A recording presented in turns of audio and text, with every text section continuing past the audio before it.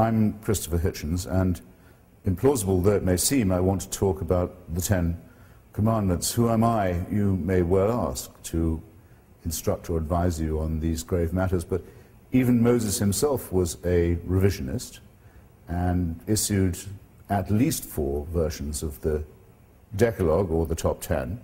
So if he can be a revisionist, well, so can I. Picture then, if you will, that I'm not just taking a blue pencil, but an actual chisel, and seeing if these tablets of stone could possibly stand a bit of an update for our time. Numbers 1 and 2 actually don't have anything to do with ethics at all. They are injunctions. They remind or instruct you that I am the Lord thy God, that thou shalt have no other gods before me, and they forbid the making of graven images.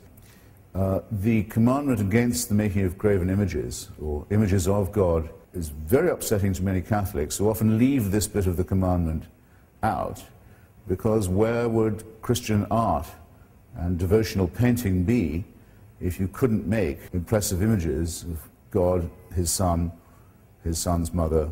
Then we are rather sternly ordered not to take the name of this God in vain, and it's then added rather superfluously that you won't be held guiltless if you do take the name of this Lord in vain. Well, no one has ever worked out exactly how to obey this commandment. Is it taking the Lord's name in vain to shout, God is great, while blowing yourself up and killing innocent people? Some say it's obedience to the law of God. When I say God knows, I really mean I think that nobody knows. It's usually wise when promulgating eternal laws to be clear about what you mean. Remember the Sabbath day to keep it holy. The Christians who want this inscribed in courtrooms and in schoolrooms would end up taking Saturday off rather than Sunday, because this program of commandments is actually a program for the establishment of a fundamentalist Jewish state. Commandment number 5 enjoins that thou shalt honor thy father and thy mother, which seems reasonable enough. It's an interesting commandment because when given in full, it says that if you do so, you will have a longer tenure of the land that's been promised to you. It's one of the few commandments that comes with an inducement, if you will. It even seems to suggest that you should honor your father and mother because you expect a legacy from them. Number 6, thou shalt not kill. Almost immediately after the events at Sinai and the delivery of these instructions by God from the top of the mountain, Moses orders all his supporters to draw their swords and kill all their friends and brothers for their profanity. Number 7, thou shalt not commit adultery. The Turkish government, an Islamic party, recently tried to make this actual law in Turkey itself, but failed. It's difficult to see why this well-known offense should be classified with murder and theft and perjury. Usually the punishment for those who commit it is what you might call self-inflicted. Commandment number 8, thou shalt not steal. Very little to quarrel with here. We don't know of any society that has a commandment saying it's okay to steal, or a social custom that allows it. Then we arrive at a moment of comparatively rare nuance and sophistication.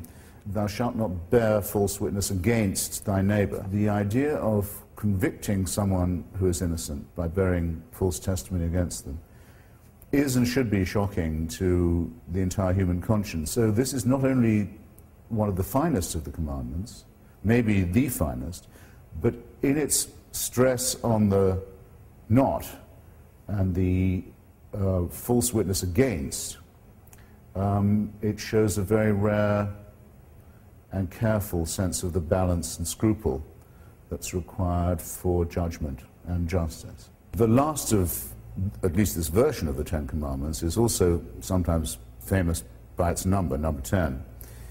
It forbids the coveting of your neighbor's or thy neighbor's goods, these to include his ox, his ass, his wife. I think there may be 3 thinkable objections here. First and most obvious, it considers the female of the human species to be equivalent to the chattel. Second, by way of objection, it's the only commandment that punishes thought. Here you're not forbidden to do anything.